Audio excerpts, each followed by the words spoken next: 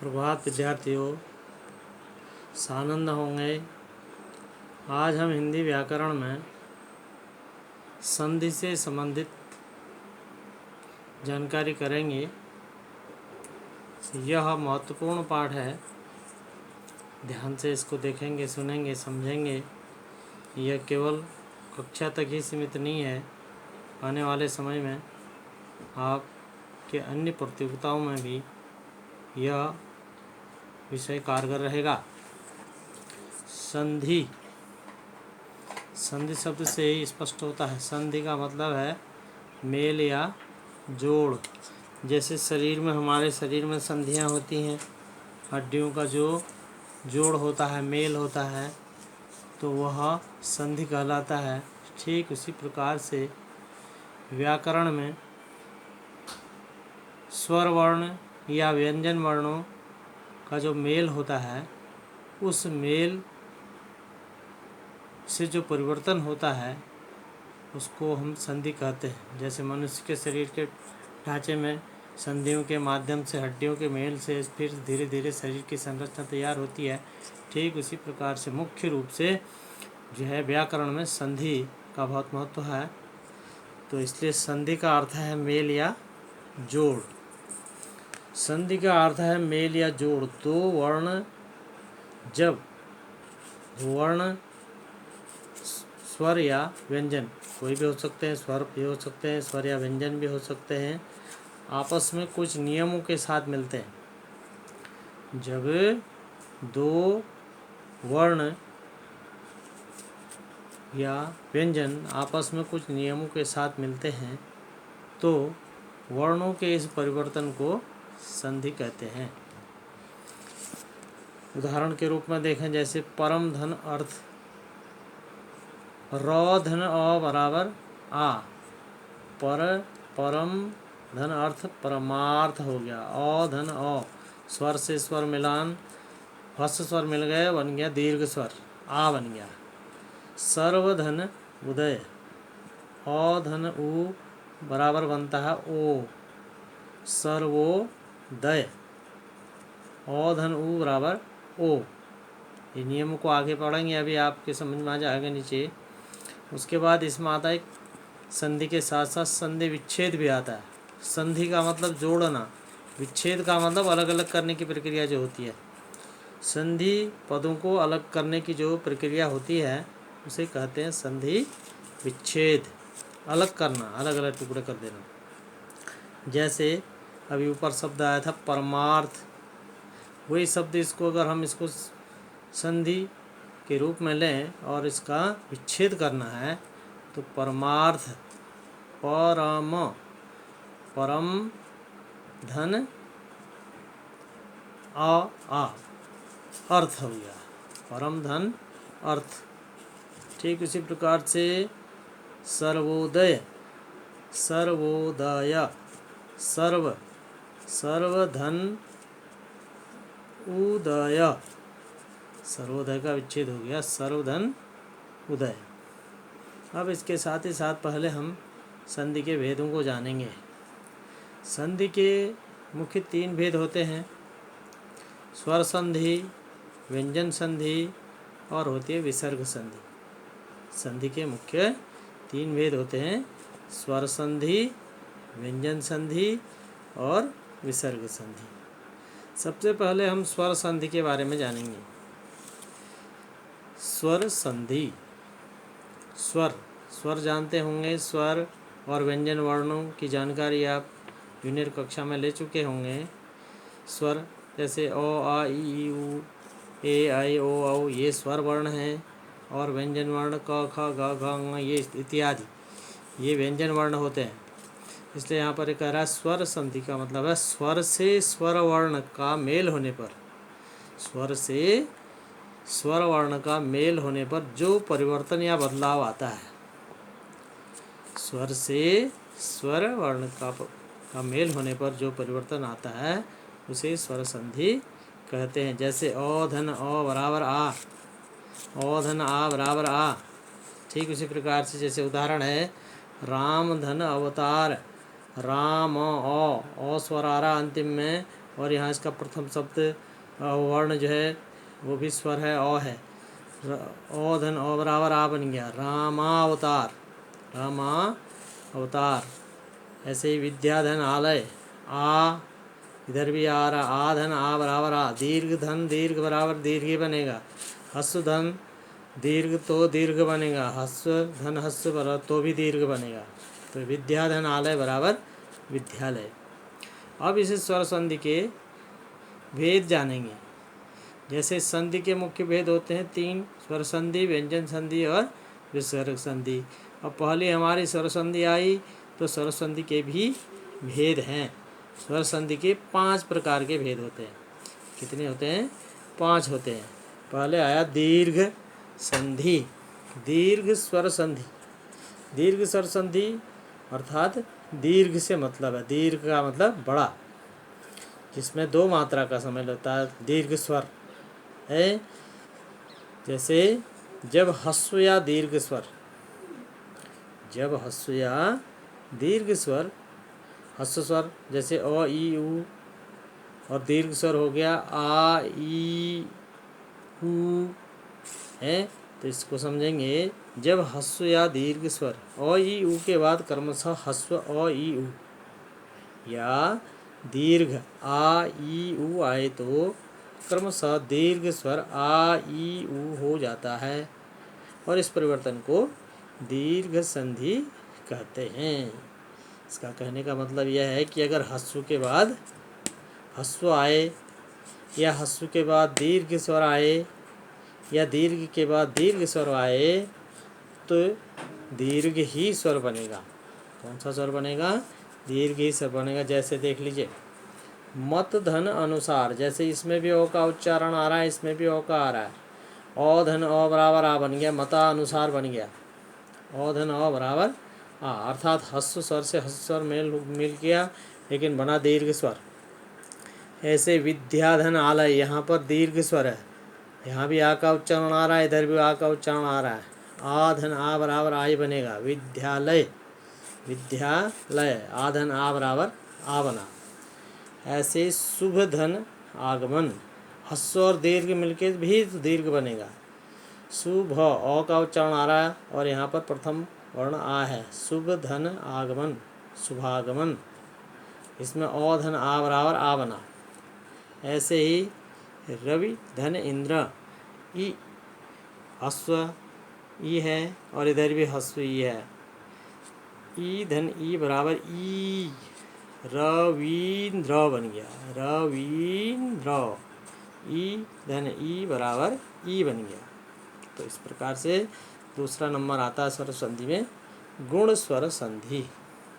गुण स्वर संधि, जब ओ या आ, ओ या आ के बाद ह्रस्व ई या ई दीर्घ, ह्रस्व ई या दीर्घ ई आए, यदि ओ या आ के बाद ह्रस्व ई या दीर्घ ई आए तो उसका ए बन जाता है, उसकी जगह क्या बनेगा? ए।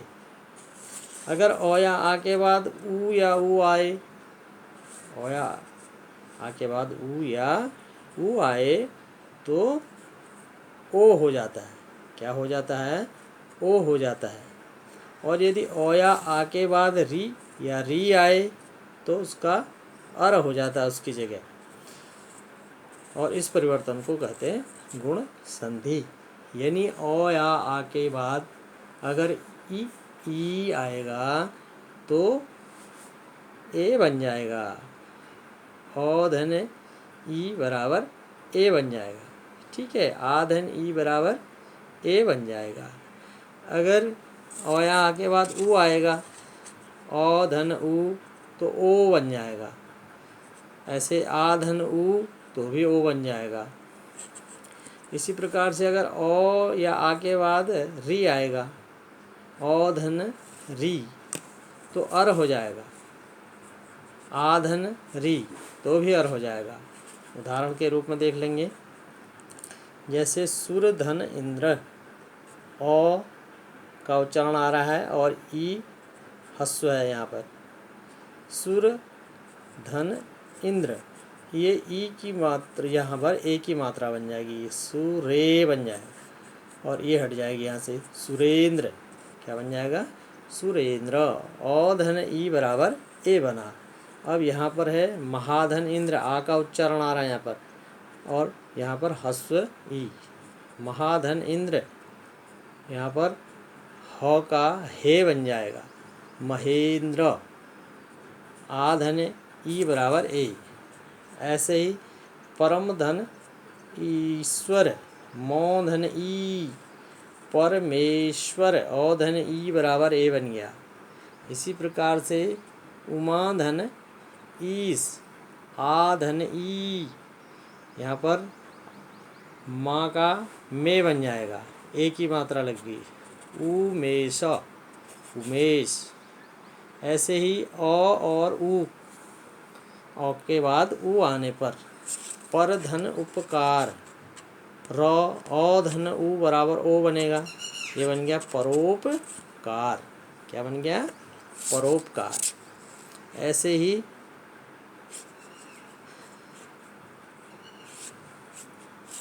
महाधन उत्सव, हा और ऊ, यहाँ पर भी महोत्सव, महोत्सव। ऐसे ही देवधन, री आ गया, ऋषि, देवधन ऋषि, देवर्षि, देवर्षि। औधन री बराबर अर बन गया। तो इस प्रकार से गुण संधि का नियम ध्यान में रखेंगे। उसके बाद तीसरा आता है इसमें वृद्धि संधि, स्वर संधि के अंतर्गत ही आता है वृद्धि स्वर संधि।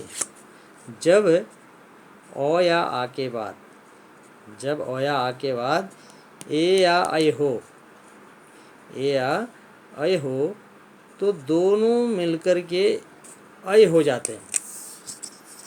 ए या ऐ होने पर ओ या आ के बाद अगर ए या ऐ आए तो दोनों वर्णों के मेल से फिर ऐ हो जाएगा वहाँ पर। अगर आ और ओ के बाद ओ या औ आए, ओ या औ आए, तो वहाँ पर औ हो जाता है। तो इस प्रकार से जो परिवर्तन आएगा इसमें वह हुई वृद्धि संधि। अब ध्यान रखेंगे, फिर से देख लें एक बार इसको। जब ओ या आ के बाद ए या ऐ हो, ए या ऐ हो, तो वहाँ ऐ हो जाता है। अगर ओ या आ के बाद ओ या औ हो तो दोनों मिलाकर औ हो जाते हैं। उदाहरण के रूप में समझ लेंगे इसको। एक धन एक, क धन, क पर यहाँ पर ओ आ रहा है, क, एक, ओ का उच्चारण आ रहा है और यहाँ ए है। ओ धन ए बराबर ऐ बनेगा, एकई। ए, क पर ऐ की मात्रा लग गई, ओ धन ए बराबर ऐ। इसी प्रकार से मत धन ऐक्य, ऐ आ रहा है यहाँ पर, ओ धन ऐ, यहाँ तो पर तय बन जाएगा, मतैक्य, मतैक्य। ओ धन ऐ बराबर ऐ।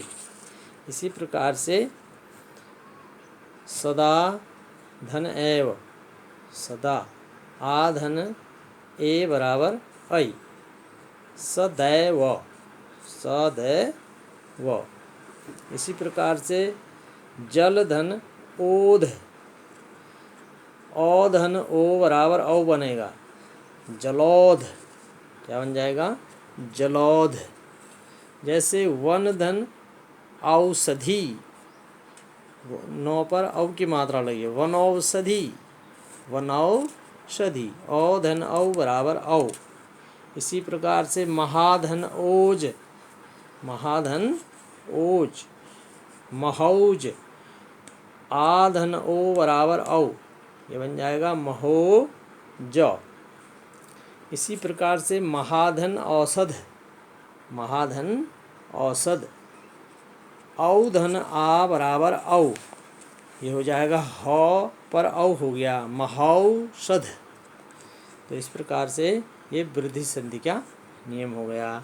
इन तीनों नियमों को ठीक से याद कर लेंगे। अब आज का गृह कार्य। पहला प्रश्न है, संधि किसे कहते हैं? संधि के भेदों के नाम लिखो। संधि किसे कहते हैं? प्रारंभ में आपको हमने बताया भी था कि संधि का अर्थ है मेल या जोड़। दो वर्ण जब आपस में कुछ नियमों के साथ मिलकर के मिलते हैं तो वर्णों के इस परिवर्तन को संधि कहते हैं। यानी दो वर्ण जब, चाहे वो स्वर हो या व्यंजन हो, आपस में कुछ नियमों के साथ मिलते हैं तो वर्णों का जो परिवर्तन होता है उसे कहते हैं संधि। संधि के मुख्य 3 भेद हैं, स्वर संधि, व्यंजन संधि और विसर्ग संधि। ये ऊपर आ चुका है, आपको पढ़ा भी दिया है, ध्यान से लिख लेंगे। अगला प्रश्न है, स्वर संधि किसे कहते हैं? उनके भेदों के नाम लिखें। स्वर संधि अभी हमारी चल रही थी, आपको बताया भी कि स्वर से स्वर वर्ण का मेल होने पर जो परिवर्तन होता है, स्वर से स्वर वर्ण का मेल होने पर जो परिवर्तन या बदलाव होता है उसे स्वर संधि कहते हैं। स्वर संधि के 5 भेद हैं, ठीक है।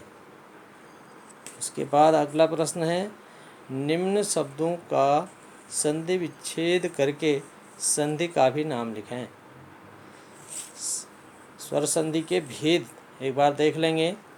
स्वर संधि के भेद हैं दीर्घ संधि, गुण संधि, वृद्धि संधि, यण संधि और अयादि संधि।